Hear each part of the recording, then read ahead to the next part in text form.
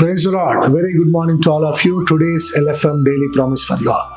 Mark సువార్త 12వ అధ్యాయము 10-11 వచనాలు ధ్యానిద్దాం. Gospel of Mark chapter 12 verses 10-11 ధ్యానిద్దాం. ఇల్లు కట్టువారు నిరాకరించిన రాయి మూలకు తలరాయి ఆయను, ఇది ప్రభువు వలననే కలిగెను, ఇది మన కన్నులకు ఆశ్చర్యము అను లేఖనము మీరు చదవలేదా? హల్లెలూయా, ప్రైజ్ గాడ్. దేవుడు ఈ రోజు మనకు వాగ్దానం చేస్తా ఉన్నాడు.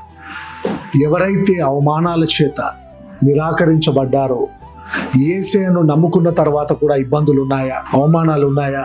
ఈ రోజు దేవుడు నీతో మాట్లాడుతూ ఉన్నాడు. ఎవరైతే నిరాకరించారో వారందరూ ఆశ్చర్యపోయే రీతిలో నిన్ను దేవుడు నిలబెట్టబోతా ఉన్నాడు. నీవే మూలరాయిగా అనేకుల జీవితాలను దేవుడు కట్టబోతా ఉన్నాడు. నిన్ను అవమానించిన వారే తిరిగి నిన్ను గణపరిచేలాగా దేవుడు గొప్ప కార్యములు యేసు నామంలో నీ జీవితంలో చేయబోతా ఉన్నాడు. దావీదును సొంత అన్నదమ్ములు, సొంత కుటుంబమే నిరాకరించింది, కానీ దావీదును మూలరాయిగా దేవుడు చేయడం జరిగింది.